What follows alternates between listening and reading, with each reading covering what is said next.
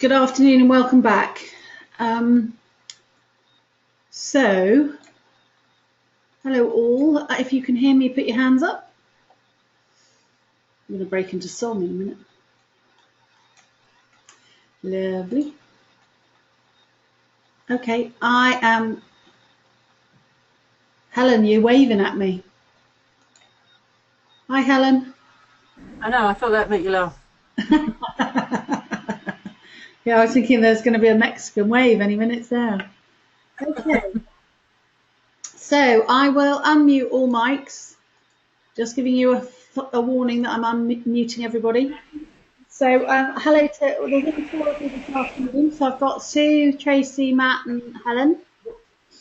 Hello. Hello. Yep. I don't know how many of you, I can't, who was with us this morning. I know Sue and Tracy were, Matt you weren't, were you? And No. Sue? I'm just trying to think what else you do to care for anorexics. Is she allowed? So she's in a wheelchair because she's not allowed to exercise. I'm just... So you can get a reference Sue? to how to care for anorexics. Can you hear me, Sue?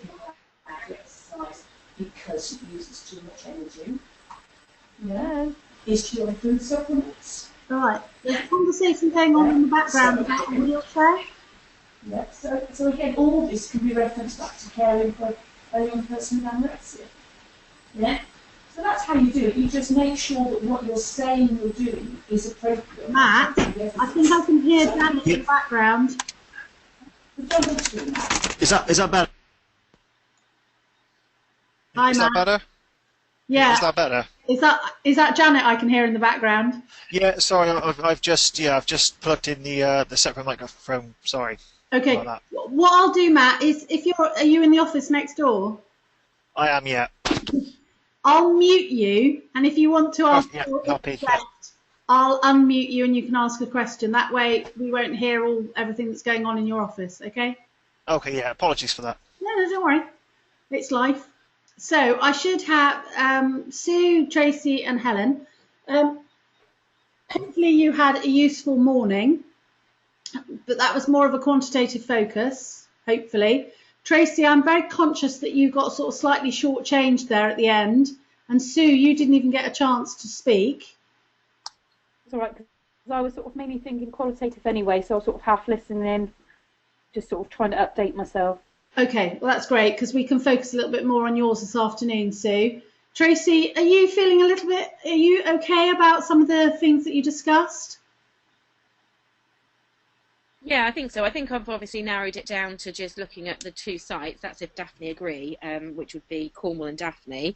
Yeah. And then I just need to really work on how my sample size and how I'm going to, because obviously quantitative, you generally think of larger sample size, and I don't know if I can do that given the fact that there's only 8 on a group at a time in Cornwall. Okay. So I need to really focus on sample size, and then the statistical element, because obviously that all needs to be in the research proposal, doesn't it? So I need to really focus on how I'm going to make that part of my research proposal realistic, I guess. Okay. So one of the things that was mentioned yesterday in session was that some examples would be really useful, and I got permission quite quickly, actually, almost instantly. So both there's a qualitative example and a quantitative example now on the Moodle site, and hopefully you can all see my screen. So if I go to research design, oh no, that's the wrong tile. Now I don't remember which dinosaur I put it under. I couldn't find it on a dinosaur. It's at the very bottom of the left-hand side. It's the pink dinosaur. If you go to the pink dinosaur, there's research proposals. And if you open that folder, there are 2 examples, a quant example and a qualitative example. Okay? So those of you who require some just a little bit of guidance, there is some new information there in research question. Also, what I've put in that site is the recording from this morning's session. So the recording that you had this morning with Jenny is up there already. So I've done that. so you can listen back to that. Okay, so just to say, Tracy, that Jenny was very interested in becoming your supervisor. Yay! So I will just formalise that, and then I'll give you her email details, and maybe you can have a conversation with her. Perfect. Thank you very much. Okay, that's great. Hi, Sarah. Sarah B is here. Welcome. So, one of the things that I thought would be useful to discuss this afternoon, before we go to any general questions, is just having a look at this layout. When you look at the examples that I've posted, you'll see that there are, it gives you a real aid to what, sorry, I'm just trying to open this and talk at the same time. So it gives you a real guide to what I'm expecting in terms of your proposal. So we've covered up to this bit here, sampling. Now, all of you are going to have different approaches and different methodological approaches. So you're going to have to employ different sampling techniques. And hopefully what has become evident is that as you become clearer about what you want to ask and the way you're going to ask it, the sampling methodology might become clearer as well. Hi, Rebecca. You're open mic now. I've got you all on open mic, so you can ask any questions that you like. So sampling strategy, and it's going to be individual for each of you. So one of the things that you will think about when you're thinking about sampling and access is who are you asking and how are you going to get to them? So if, for example, you are, as you just mentioned, Tracy, you've only got 8 in your clinic. Is that what you're telling me? In the group scenario, in the education intervention, there's only 8 at a time. Okay, and when you say 8 at a time, how often does that 8 reoccur? So once a month. So there'll be a new group every month, essentially, for 8 participants. Right, so does that surely doesn't mean you've just got 8 people at a time on a programme? For the card counting, it does, yeah, because it's about starting the programme, finishing the programme, and then we see them in individual clinics thereafter. Right. The education programme, the taught sessions, I guess, and then they would follow up in further individual one-to-one clinics. Okay, so the people that you're following up in one-to-one clinics, how many are you following up?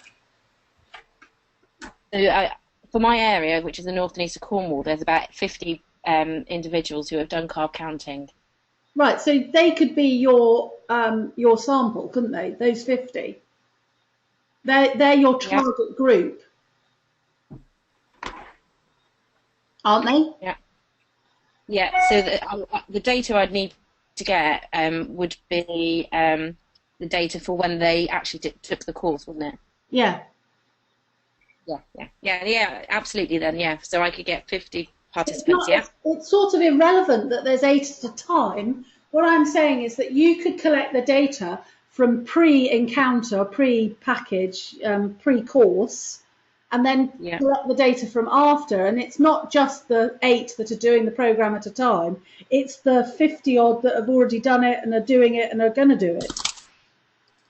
Yep, got it. Yeah. So what you've then got to look at is what's going to be your sampling strategy for that 50. And as it's only 50, you could actually collect the data from all of them. And you don't need to sample as such.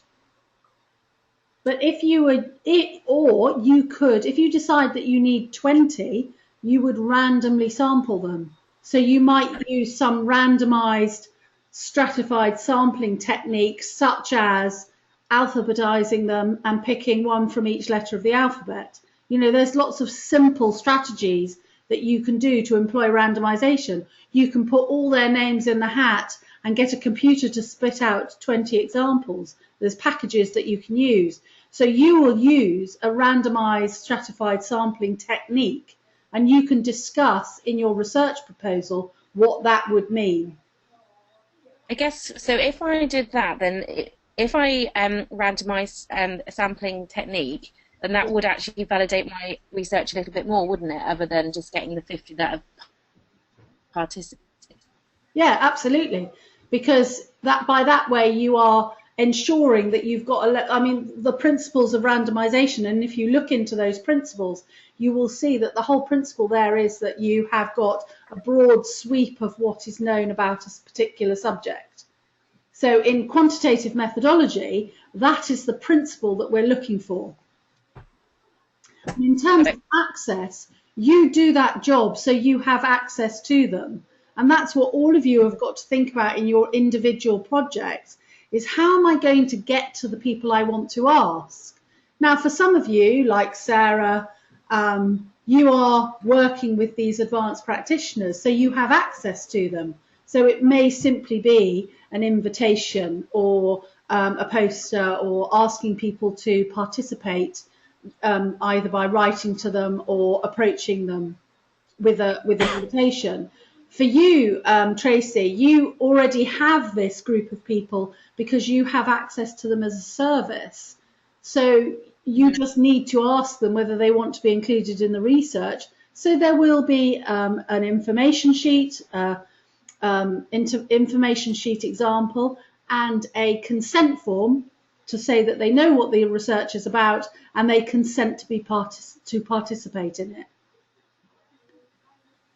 And that information sheet and consent form, does that need to be in our research proposal? It does, yes. And if you go to the quantitative example, they're clearly outlined what they did. Okay, thank you. Okay. So if you are using a quantitative methodology, then your sampling technique will be pretty much defined to you. On the reverse, those of you who are coming from a qualitative perspective, again, who are you going to ask and how are you going to get to them? So Sue, what about your project? Because you didn't get any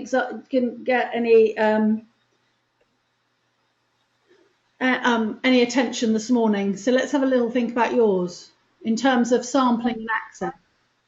Okay, obviously I'm working at hospice, so I think how we discussed it yesterday was that I potentially send out questionnaires to all my registered nurses in the hospice, right? Clinical nurses, and then potentially looking at that data that was collected. I don't know how I would sample it from that, whether it would be on different opinions, on grades, or banding and things like that, and then go on to set up some focus groups with that sample.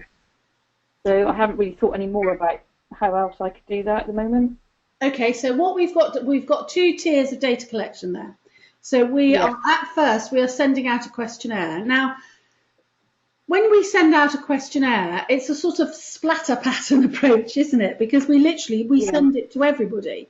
And if you want to find out about the opinions of all staff in the hospice, then you will send the questionnaire to all of those staff. And that is how many people, roughly? Probably about 100 or so clinical staff. Okay, so it's not massive. Pardon? I wouldn't be sending it to anyone else. It would be clinical registered nurses primarily, I think. Okay, so you've got 100 registered nurses? Yeah. Okay. If you sent out 100 questionnaires, you have to accept that you're probably only going to get 40% back. Yeah. And that's a realistic, in terms of what we expect if we sent out that many questionnaires. So do you think your sample will be adequate if you got back 40 responses? I don't know whether we could do that as a pilot initially. Yeah. Do you know what I mean? And then you would send it out to the other hospices in the sort of southwest, maybe. Yes. So what we could, or I could link with another hospice nearby that I've got some close connections, but I was just sort of thinking of keeping it small from a pilot point of view. I don't know. I don't know what you I'm think. not suggesting it's too big. I'm not suggesting it's too small. I'm suggesting it could be too big. Big. All right. Okay. Okay. So what the principle we're going to use there is we're going to use convenient sampling. We're going to sample the people we have in front of us. Yeah. Because those are the people we want to find out about. Now, when you are writing up your research proposal, what you need to take into account is the kind of who is going to send back this questionnaire. So if everybody sends back the questionnaire is a band 6 and I don't get any responses from band 7s, then what am I going to do about it? So you need to have like a contingency in your head that your focus group will then have to include all band 6s and you'll have to adjust your project because all you will have. Okay. So it might be that you need to target and purposively sample particular groups of people when you do the focus groups, because following your questionnaire, you are going to then select from that analysis your focus group. And and again, it goes back to some of the things that Jenny was saying this morning. This is a master's project. Let's be realistic. Let's make it small and tight and neat. Because you've only got a year and it's all very time consuming. So if you think to yourself in terms of a timeline that you send out the questionnaire in January and you want to do your focus groups, you know, when are you going to be able to do your focus groups? When are you going to get the responses back?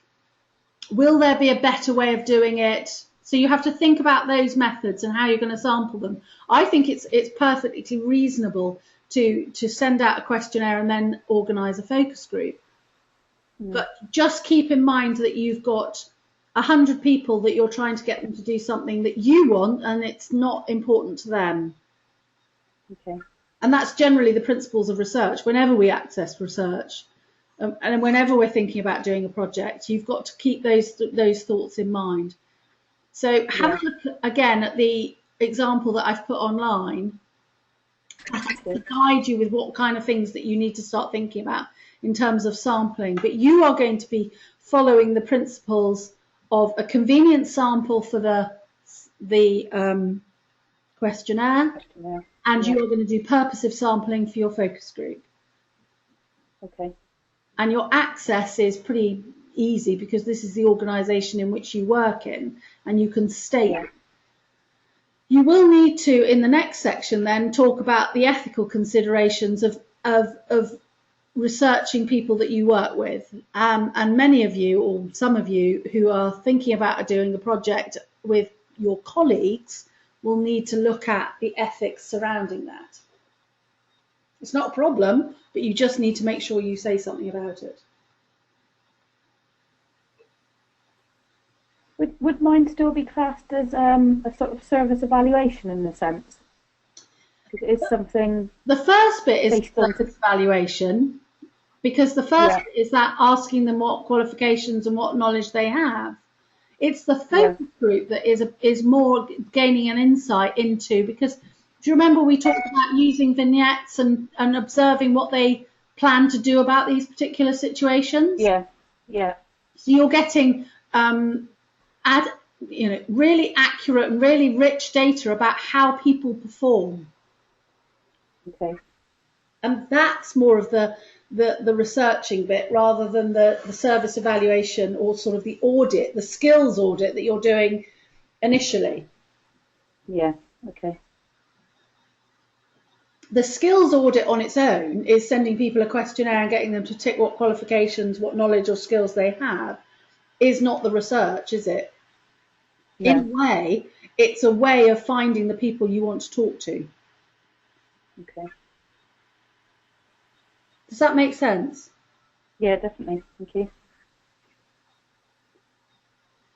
Okay, so In terms of, has anybody got any specific sampling and access questions they would like to ask?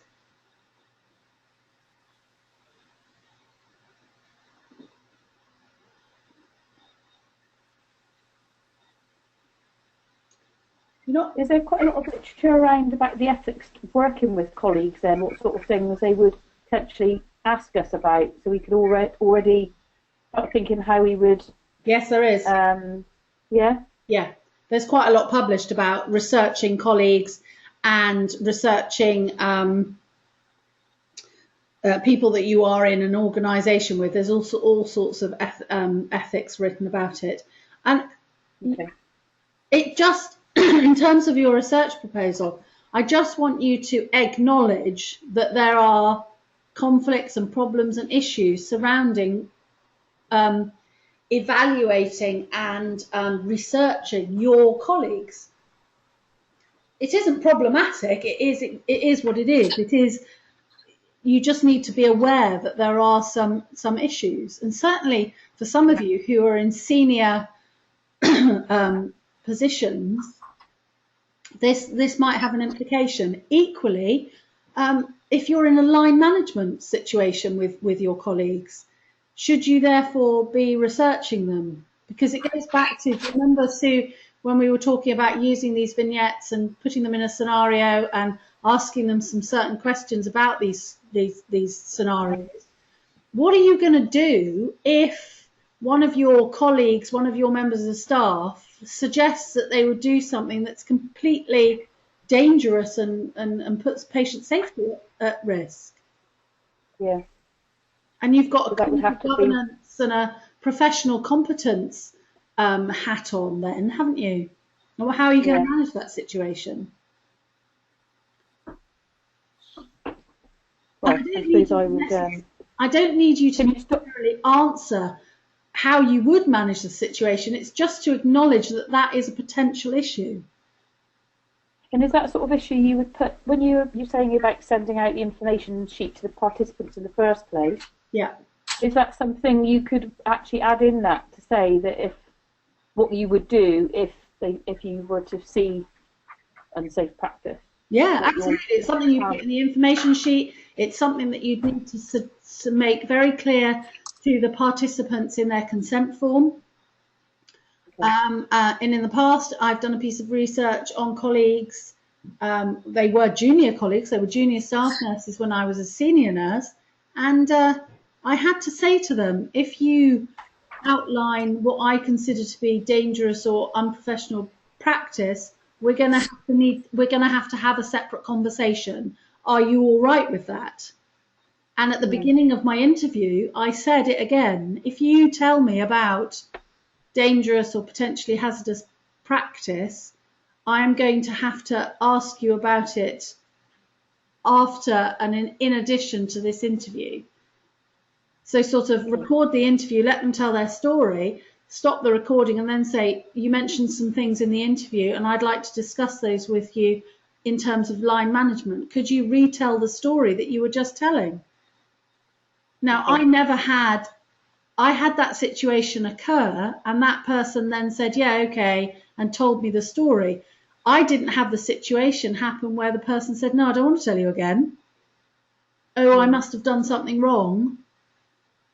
That didn't happen to me. But you need to just put a sort of hand up and say, I acknowledge that this could be an issue, and if it is, I will manage it. Okay. Equally, if you ask patients any question about their the service that they've received or the intervention that they've had, and you come across something bad or happened to them, or by asking them the question, you open some sort of psychological can of worms, you need to, in your ethics section, just put your hand up and say, I will be able to do something if I cause a problem, or if I upset somebody, I will have counselling ready or something along those lines. It's just so that certainly when you go to ethics and after this module, that the ethics committee will be able to hand on heart saying your research isn't going to cause any problems. Yeah. Okay. Okay, great. Thank you. Any other questions about sampling and access? do all of you have an idea of what sampling technique you're going to use? Yes, I think so. Okay, so Tracy, yes. Sue, yes. What about Sarah B and Rebecca? Oh, bit of feedback there. Hello. Right, yeah, I think I've got an idea. Okay, what I'm going to do is, Helen, what sampling technique are you going to use? So I'm going to use a questionnaire. Yeah. And in that questionnaire, I'm going to put some tools like the Maslach burnout inventory score thing. Okay. And there's a resilience score, but I can't remember the name of it. I need to dig that one out, and I was going to use that. And so I was going to do that before the 3-day session, and then a couple of months later, or a month later, or something like that, to see if there's been any change. Okay. So we've got quite a quantitative question there, because we're testing one thing against the other, aren't we? Mm-hmm. And so what sort of sampling are you going to do? Are you going to send it to every member of the emergency department? Yes, or every member of the group that are going to be going to the 3-day session. How will you know who's going to the 3-day session? Because I've already organised that bit.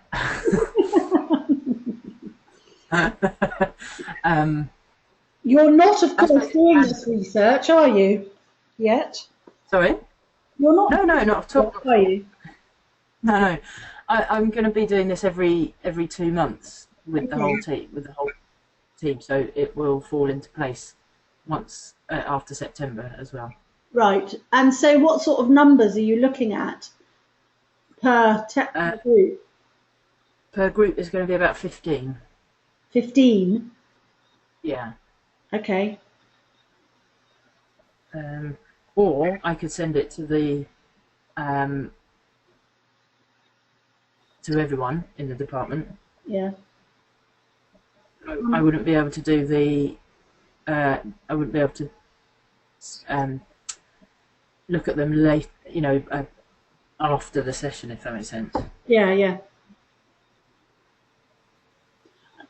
I'm just thinking in terms of time and management. So if you sent the questionnaire to all 15 and then they come on the course, what you've got to keep in your mind is that that's a very small sample. It's just that one fifth group of 15. Out of that group of 15, you're probably only going to get 7 to 8 questionnaires back from each of them, and you've got to ensure that you get a pre-questionnaire to match a post-questionnaire. So how many of those 8 that you get back are going to match pre and post?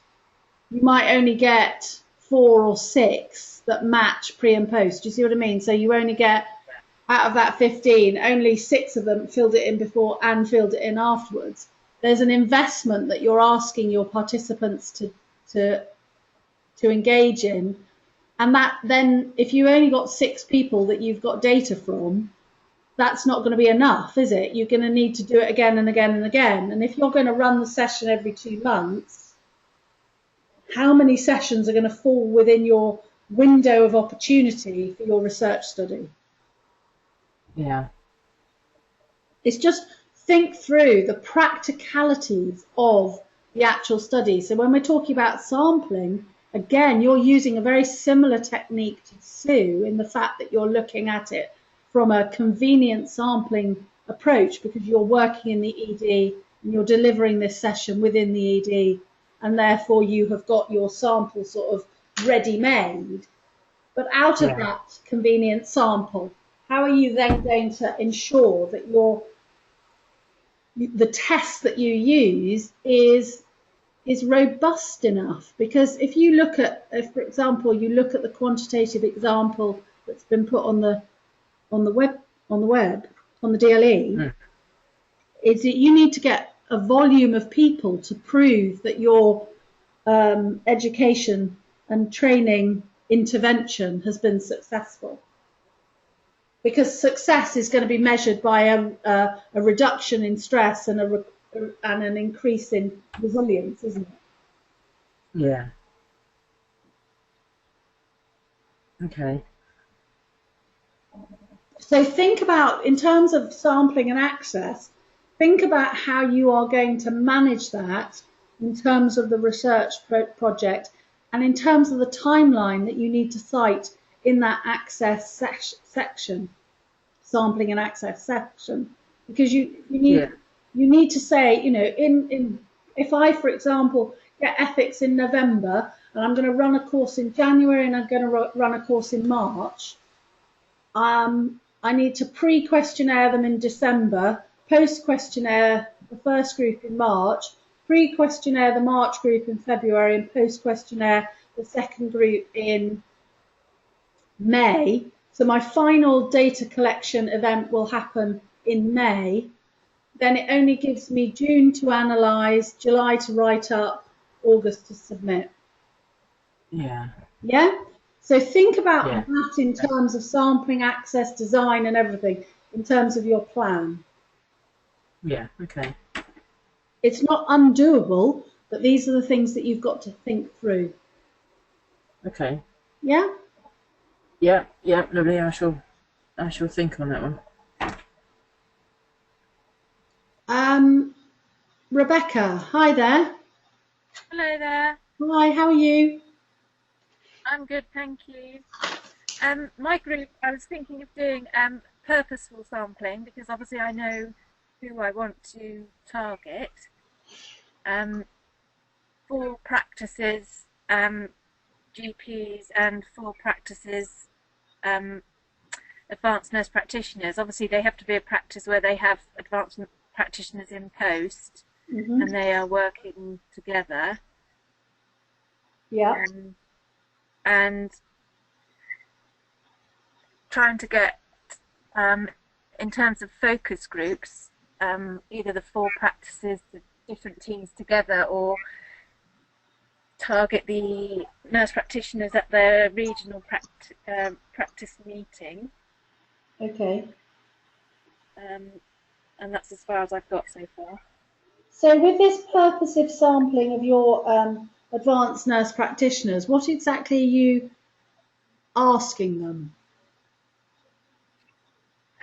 Well, first of all, I wanted to look into collaborative practice, so how they work collaboratively with their colleagues. And then after talking to Jenny this morning, she was saying about speaking to the GPs and saying what is it about the nurse practitioners that they like or they don't like. But I think I was going to sort of try and stick more to... That's a bit of a leading question, isn't it? Yeah, the influences of collaborative practice rather than, you know, what they think of the nurse practitioners, because it may get a little bit sort of difficult in terms of, well, people are actually working with their colleagues. So I was going to go back to... It might get a bit personal. Yeah. And then the other, if you're talking about the GPs might want to know what their nurse practitioners thought of them, and then the nurse practitioners might want to know what the GP thought of them. So I was really wanting to concentrate on the influences of collaboration, whether they were working together, you know, what barriers there are, and what enables them to work together well as a team. And you think the best method of data collection there would be a focus group? Or interviews. Do you think a group of practice nurses, and I'm not making any assumptions here, sort of, if you've got a group of GPs in a room or you've got a group of practice nurses in a room, isn't there going to be, it's going to be a personality and a political conversation? Are you going to get any true and realistic data from that? I think not if they're there. I mean, not if they're there together. I mean, separately. Interview them separately. Okay, so you want to do one-to-one structured interviews? Yeah. Okay. What would you suggest? Questionnaire type things. Because then in your questionnaire, you've got to structure the question in a way that is going to be really open for them to be able to be descriptive about. No, that's why it doesn't lend itself to a questionnaire, does it? If you want them to be really descriptive, people don't. You know what you like. If you get a questionnaire, you're not going to write loads and loads. You're going to, bullet points. You're going to answer the question as briefly as you can. Yeah. So if you want rich and large descriptive data, then you're not going to get that from a questionnaire. You need to interview them, and therefore, some of the conversations we were having about phenomenological interviews yesterday might be a really valuable route to go down, because is that the narrative that you want? You want a narrative about collaborative practice with GPs, and you could simply interview 2 GPs and 2 advanced nurse practitioners, purposefully sampling people who work in. So you might want to use a very brief questionnaire to seek the right people to interview. For example, you could send a questionnaire to the GPs to say, do you rate collaborative practice how do you rate it? What do you think of collaborative practice? What are your perceptions? A brief tick box. Would two of each group be enough? And then pick. So you might look at that data from that questionnaire and go, right, well, this GP is very collaborative and he thinks it's really, really important. Let's interview him. And then, oh, look, this GP who's filled in this questionnaire has come from the reverse opinion. Let's interview him. Yeah. And do a comparison. And then and then, as I said yesterday, your sample would be dictated by the data. Therefore, you're not predetermining that you need 5, 6, 10, 20, 100. You are saying, I'm going to continue to interview until I reach theoretical saturation. And I think that would be 4 participants. Yeah. 4 to 8, 6 to 8, whatever. Because you've got divergent opinions that you are looking to investigate and seek more insight into. Yeah, and having the opposing views would make more of a comparison between the 2 groups. Yeah, so you either go down the route of finding out what people think and then pursuing that investigation through an in-depth interview, and that way you would get some really rich and interesting information. Yeah, that's a good idea. It's just this morning, Jen, you were saying to do focus groups with nurse practitioners and focus groups with GPs, but then you would get some sort of peer pressure, I suppose. GPs would. I think if you're going to be asking people about collaborative working, I'm not sure that doing that in a focus group will have a value. And so you need to look and see whether you think it will. Because as you say, it might become much more of a political discussion. It might become much more of a, whose voice is loudest. Yeah, I don't think that will work, really. I don't think you're going to get a true picture. No. So you might want to go down the route of that mixed methods approach, i.e. using a multiple method, i.e. a questionnaire first and then an in-depth interview, because that way you'll get real insight into what they think about collaborative working. Yeah. Thank you, that's helpful. So that talks to your convenient sample, again, for your questionnaire, and moving to purposive sampling for your interview, if that's the methods of data collection that you want to undertake. Access is, you've already outlined, because you've got the GP practices that you have access to, and those sit within a geographical location. And again, you might want to say, I want to sample I want to make sure I've interviewed a group, from a selection of practices. Yeah.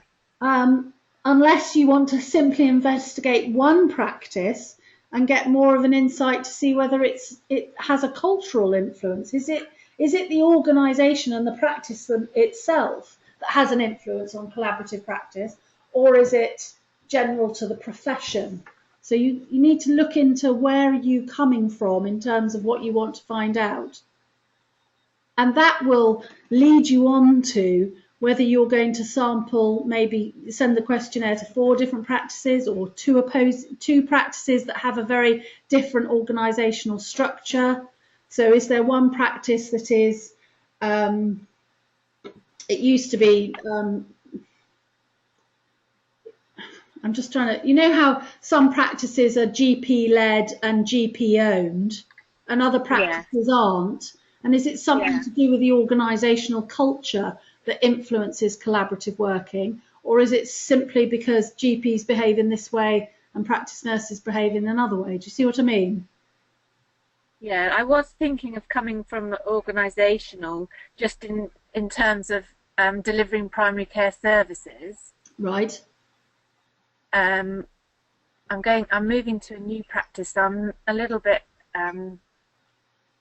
hesitant about finding out whether it's just that particular GP practice or not, because if they weren't collaborative, that might have effect on actually working there. Yeah, and those are the things that you've got to think about when you're trying to plan your project, because you don't want to poke the bear. Do you know what I mean? When I say that, you're not going to, don't go into your organisations and try and upset people. No, that's what I don't want. Which is, that's why I thought you did samples from there, like 4 practices in that geographical area. You've got an overall selective group that you can draw data from, rather than just the one practice that you work in. Or well, I would maybe say I'm not going to investigate the practice I work in. I'm going to investigate a practice that has a similar organisational structure or organisational makeup, and use that as my data field rather than the organisation that I work in. Yeah. For example, for my research at the moment, I'm looking at socialisation of final module students. I'm not doing it here at Plymouth. No. Because I don't really, it's not that I don't care what my third years think, but I do, of course, and I want to improve what happens to my third years. But they're my third years, so I don't feel I can research them anymore. Yeah, because eventually, looking forward, I know this is just a module about the masters now. If I've got that data from 3 practices in the southwest, then later on, comparing that with maybe, is that different to inner city services, and then you have you're looking at it from an organisational primary care service delivery rather than just and your recommendations might be that this project is looking at a rural setting in primary care, and actually it needs to be transferred to see whether it's a comparative discussion to have with an urban setting or an inner city setting versus a rural setting, and so on. Research is never as I said yesterday, it's never the end of the question. So this isn't right and full stop. This is looking for further inquiries. So you're never going to answer everything with this piece of work, but it's about how you're going to undertake it and be realistic. Small and simple is much better than large and complicated. Yeah, okay, that's given me more direction. Thank you. Okay.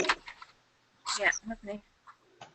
So, anybody else want to put their hand up and ask questions particularly about access and sampling?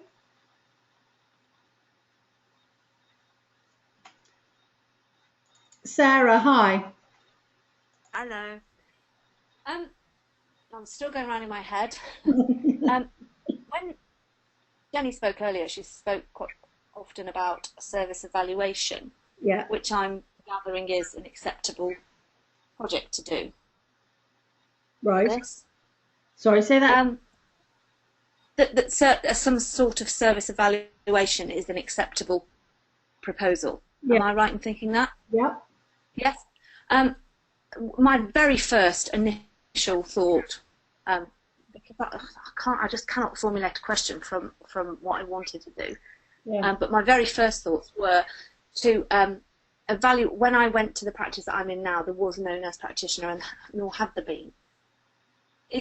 Would it be too biased for me to evaluate the effectiveness of having a nurse practitioner now on the patients, how they felt about now having this service that they didn't have? Or am I just completely barking up the wrong tree? Or are you just completely barking? Probably, yeah, that's more like it. Okay, so the basic principles of a service evaluation is that you are going to snapshot what you're doing. So I'm going to use Tracy's example, because Tracy's project that we've discussed, and you've heard that discussion, how she is presently doing something to a group of people that are diabetic, and it's sort of, the principles are the same. She's doing something and she's evaluating that service against a national standard. So simply to evaluate the service is simply a service audit, and that isn't research. That makes it into a piece of research, or a piece of appropriate service evaluation, is to the comparison to the national standard. So my question with yours would be, what are you measuring it against? I haven't thought that far. So if, for example, you wanted to see whether nurse practitioners made a difference to patients, okay, yeah, which is a very simple question, do they make a difference to patients? How are you going to measure difference? I don't know, and some of my thoughts have been about either measuring it somehow from the patient's perspective, that they didn't have this service and now they do, and perhaps how they feel they wish it to go. We've got a patient participation group who have been quite closely involved, or to look at the practice, the impact it's had on the practice, perhaps financially or time-wise. Okay. But I didn't know whether that was... All of those different bits of data that you've mentioned there. So has there been a financial benefit?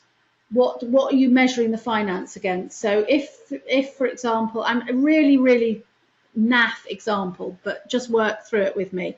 If you wanted to say, in January 2015, there were 100 emergency appointment requests per week, and now there's a nurse practitioner, there's only 40 emergency consultation requests. Do you see what I mean? There's a measure, and I can say that the difference between point 1 and point 2 is the nurse practitioner. I can measure that piece of information and say that there has been a 60% drop in emergency patient requests since the nurse practitioner. I've got one measure. Does that make sense? Yeah. So if you had that piece of data, if you had some markers that you could use and say, I can find out the information pre and I can find out the information now, and the difference is that we've got a nurse practitioner, and whether it's time waiting for dressings or time waiting for prescription reviews, whatever the measure is, I can look at it from pre and post, and that information is available to me in my practice. Yeah? Yeah. So maybe you could say that there were 4 things that you could find that were measures, and then you could take those things. So maybe it's requests for emergency appointments, prescription review times, and I don't know what other waiting times, and take it to the patient participation group and say, do you think these things are because of, you could ask them, you can investigate with that group of people, whether it's the practice nurse that you think has made a significant difference. Mm-hmm. Because you've already got a group of people who are invested in the management of the... Do you see what I mean? Yeah, and thinking about them now, I haven't met them. That there was an arrangement that I went to meet them, and something else happened and I didn't. But I know they're very proactive with the surgery. I know they're very interested in the role, and they're probably a good group to be able to. They're there for me to use, if you like. Equally, could you go to them and do a focus group interview with them about the role and impact of the practice nurse? Yeah. And find out what they think the impact is, and then see if it is the same as what the measurable data is telling you. Okay, so would that then be a mixed methods? It would be a mixed methods approach, but it's quite a manageable and simple study to undertake. Simple's good. Yes, simple is good. We like simple. Yeah. Okay, so I could perhaps have some more thoughts around that. Yeah. Because I am really interested to know our worth, to know in terms of, are we making a difference? Are we just a sticking plaster? Is this my whole career has all been about, it's going to change, and nothing ever has really changed. And I sort of almost feel that actually now, finally, something is going to change. But I would be really interested to know the impact of that and whether. Well, go and ask the patients what the impact's been then. Yeah. Go and ask them. Because most of those patients, and you can look at the membership of the group, and again, we're looking at convenient and purposive sampling here. You can look at the makeup of that group, and you can say, for the purposes of my focus group interview, I'd like to invite any members of this group who have been a member of this practice for over a year, so that you've got pre and post. Okay. Do you see what I mean? That they have, they're not related to any members of the staff. They don't have an invested. Do you see what I mean? So that you are making sure that the composition of your focus group is appropriate and right for the question that you're asking, and then ask them to tell you what they think their impact is. You're not establishing any proof. You're seeking to investigate what it is that they think the impact's been. Okay. Because my literature review had been around the role of role of the nurse practitioner and how it impacted on surgeries, but I had very originally planned to sort of narrow it down to my surgery where there hadn't been one, but I didn't know whether I was just going over all ground really. I don't think it is, and I think it depends on the question that you ask and the way that you ask it to your focus group. But I think if you've got a patient participation group that you want to collect some information from, they can be a very useful source to tell you what the impact's been, because they're the users. Okay, so I guess I would need to formulate some very specific questions? Well, for things like, how do you feel about coming to see the nurse practitioner rather than the doctor, or just general. You might, you need to look at the focus of what you want to find out. So if your questions, you might want to ask them, yes, what has the impact been personally? Have you been satisfied with the service that you've received?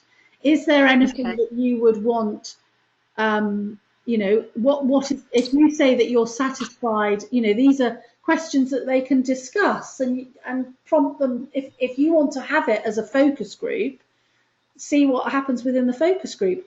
What's always interesting is, and I've only ever done a few focus groups in my career, but what's always been interesting is that there are dominant voices in focus groups. Mm-hmm. And what is often interesting to do is to then pick out those dominant voices and maybe have a further interview with them on a one-to-one basis to really explore why they're saying what they're saying. Yeah, okay. For example, when you ask a group of students, you often have a really vocal voice, somebody who's either very, very pleased with the service or very, very disappointed. And it's really interesting to look at why they've got those very divergent opinions. So whenever you manage a focus group, you need to be aware of those dominant voices and how you're going to manage them.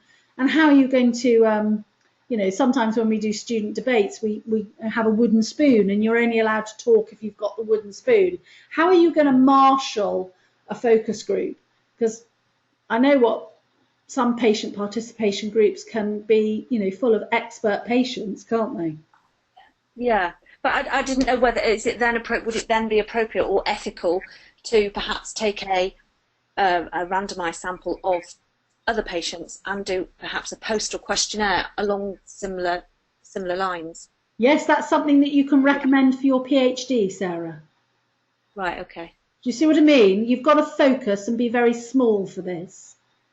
Okay. It's not, you might then say that from the results of my focus group, I want to send a questionnaire to all practices in Devon and Cornwall, but that's not for this project. That's not for your... No, I meant patients from, a sample of patients from our surgery who weren't in the patient participation group. Just a sample of patients. I'm not sure that would be necessary for this research question. Okay. Okay. Mhm. So, anybody else want to ask a specific question about sampling and access?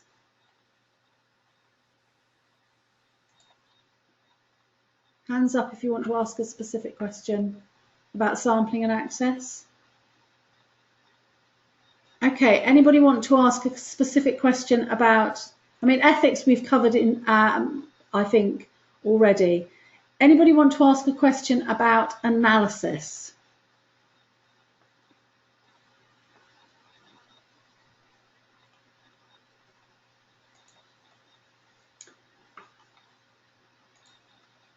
Helen, you're waving at me again. Ooh. Oh, sorry, I didn't mean to. Your hand goes up and down, up and down, up and down, up and down. It's like you must be click happy. Sorry. So I just thinking then about my sampling and going to semi-structured interviews with a selection of people. Yeah. So in terms of analysing that, does that then become a thematic analysis? It depends on what the questionnaire is going to be. If you're sending a questionnaire that's got, you're looking for specific scores. So if your resilience, because you're using two previously used valid scores, and you're going to be making some comparative analysis of pre-intervention score to post-intervention score. So you'll be doing some simple statistical correlations. You know, is there a relationship between the two? Mm-hmm. So there won't be any thematic analysis unless there is some descriptive data to be asked in those questionnaires. Okay. So if one of the questionnaire questions is discuss the feelings that you have regarding stress in your department, mm-hmm. and they've got to do a bit of free text, so they've got to tell a bit, you know, write a bit, you might look at that for content, so particular phrases, and that might form part, there might be some thematic analysis of that content. But unless you've got given them the opportunity to tell you a bit, there isn't going to be any thematic analysis to do, is there? No. Do you see? But yeah. But if I were to do a semi-structured interview, with a group that I haven't quite decided who it would be, the analysis of that, is that all thematic analysis? It can be. So if you did a semi-structured interview on a person who had undertaken your program and was now much less stressed, for example, what would you be asking them? What is it that has made you stressed, etc., etc.? You might be asking them specific questions, and they might come out with certain phrases and terms that you could compare to each of the other interviews. And you might be looking for certain content, you might be looking for certain language, you might be looking for certain themes. So you could do a thematic analysis, you could do a content analysis. Equally to that, it depends what you're looking for to answer your research question. But I wasn't under the impression that you were actually going to end up doing any interviews, Helen. No, I was just thinking how else I could sample the to get the answers that I wanted. Because talking it through with Jenny this morning, she suggested. Well, we were talking through about compassion fatigue and the resilience side of it, and so she said a bit of a cracking question would be what makes you less compassionate. So if that were my research question, and then there'd be an intervention, and then hopefully we'd see some response and some improvement, and that would be my sort of questioning, was what makes you stress, what makes you feel less compassionate, and how can we improve that, and get them involved in requesting what they would like in the training package. Well, that's asking a completely different question than evaluating the package itself, isn't it? Yeah. So, I suppose it goes back to that sort of original question that I've been saying to everybody all along, is that you've got to decide what you want to find out. Now, if you want to do if you want to find out how people have responded to your course, then that's a completely different research question to, is my course effective or not? Yeah. And I don't mind which one you go down, but they are very, very different research studies.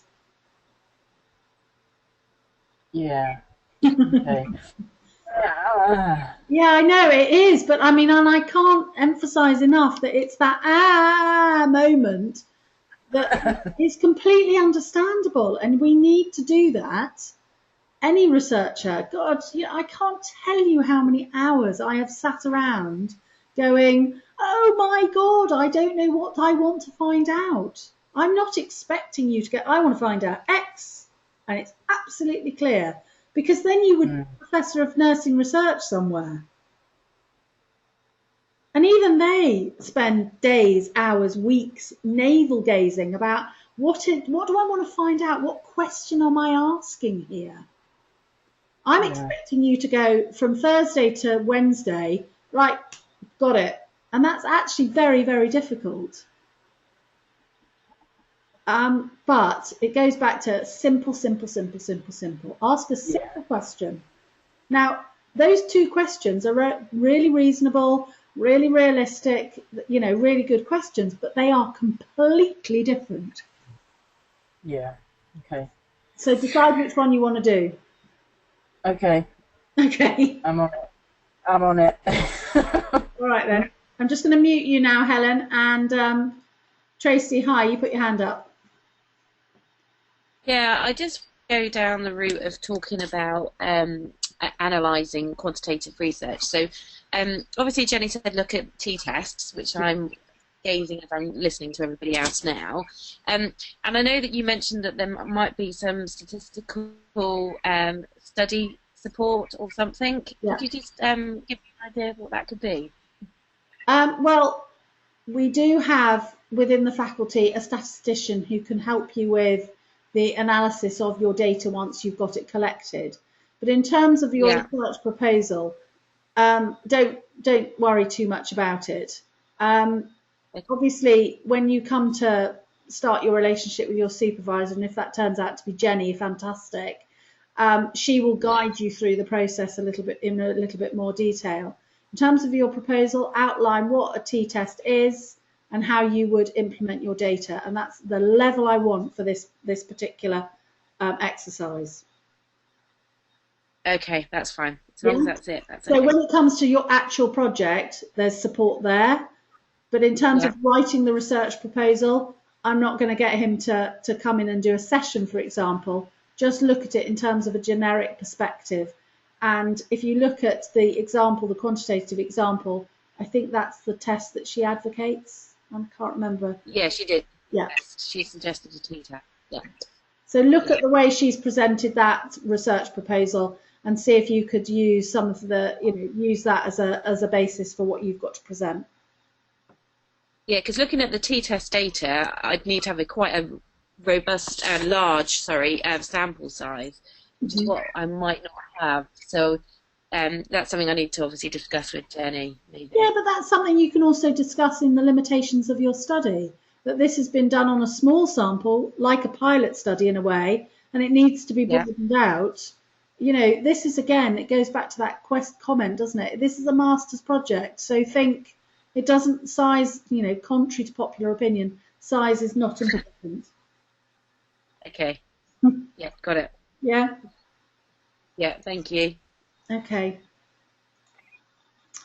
Right, any other questions on sampling access analysis?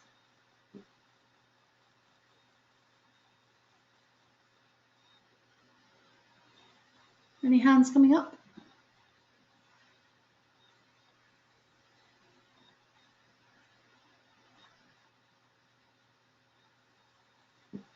Okay, Matt, I'm conscious that we haven't heard from you and your research idea. I don't know if you want to tell us a little bit about it. You don't have to if you don't want me to unmute you.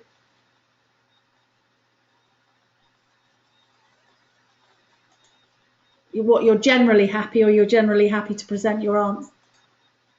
I've unmuted. I'm fairly happy with where I am with things and that. But it's been really interesting to listen to some other people's ideas and obviously questions around their projects as well. So yeah, I'm happy. You're doing observational data, aren't you? I am, yeah, non-participant observations. So very ethnographic in your perspective, I would presume. It is indeed, yeah. Yeah. Okay. I will mute you again. Right, any other questions? Because we're coming to sort of the last bit of the module. This is the last bit of the content. That's frightened you, isn't it? I would ask you very, very nicely to fill in your module evaluation forms at some point. Hi, Sue. Sorry, just looking at the research proposal thing you've got up on the screen. Yeah. You've got there about recommendations. Mm-hmm. Obviously, we haven't done the research yet, so from future recommendations we can't add in. What would you be expecting at this point?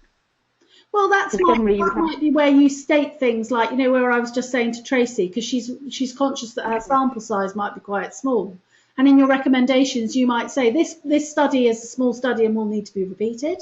You might say that this is about practice development and practice change and or service evaluation, and therefore, what do you think is going to be the possible benefits or limitations of doing this particular study? So, why is it important? So if it's about collaborative working or whatever the essence of the project is what do you think the recommendations are going to be from this project? So there's a little bit of, navel gazing in a way. But that's what I was sort of get my head around. You're trying to predict what might happen at the end of it and what you might need to do in the future.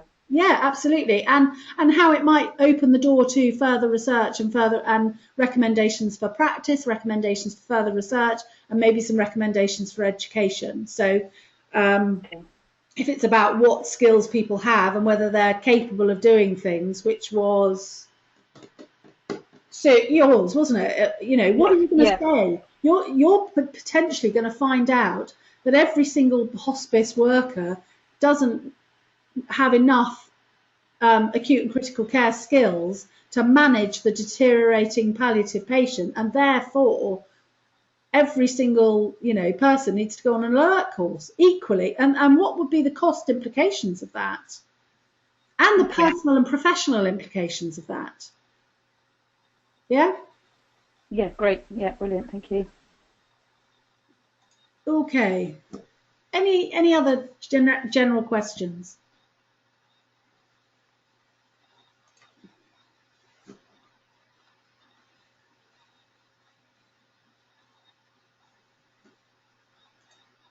Hi, Helen. Hello.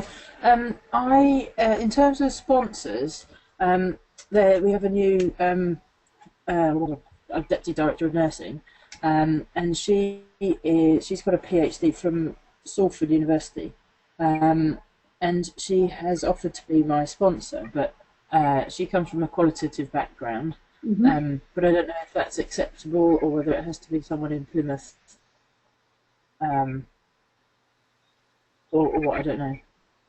Would that be all right to you, sir? What I might do is, in terms of supervisor, I might, I obviously want to have a conversation with her, and it might be that she takes the lead on your project, but there's another co-supervisor has to be a member of university staff. Okay. For your masters. So we often do collaborative. She also, I don't know whether she has an honorary contract with us, in which case. No, she doesn't. So, you know, there's all sorts of practical questions to answer. And also, it's always useful to have a practice-based person to support you with this piece of research. That doesn't necessarily mean that's your supervisor. So you can certainly have, the problem is that you do want to have a consistency to the supervisor relationship. So this is a conversation we can have in the near future, Helen. Okay, no problem. What I would ask you to do is if you could possibly send me an email outlining who this person is, and maybe I'll contact her and have a conversation with her about it. Okay. Yeah? No worries. Thanks very much. Yeah, lovely. Thank you. Thanks. Okay.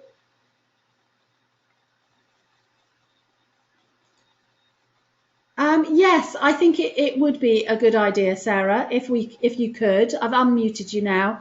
I think if you are still really struggling with the wording and the actual practicalities of the question, then yes, send me an email and I will be very happy to either have a phone conversation with you or a face-to-face tutorial if you can make it, to just finalise that research question if you still need that assistance. Okay, thank you. Okay? Yep. Any other questions? Okay, so as I said, if you could possibly fill in a module evaluation, that would be fantastic. Please, any constructive developmental questions are always useful.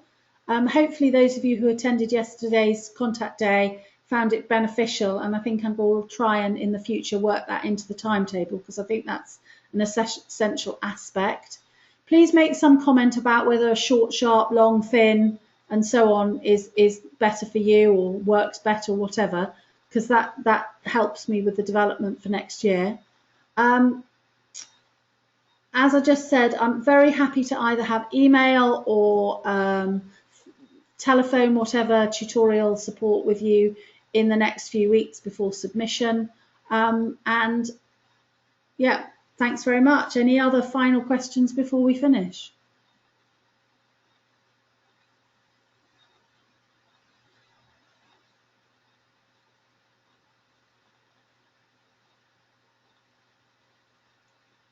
Oh, it's gone completely silent out there.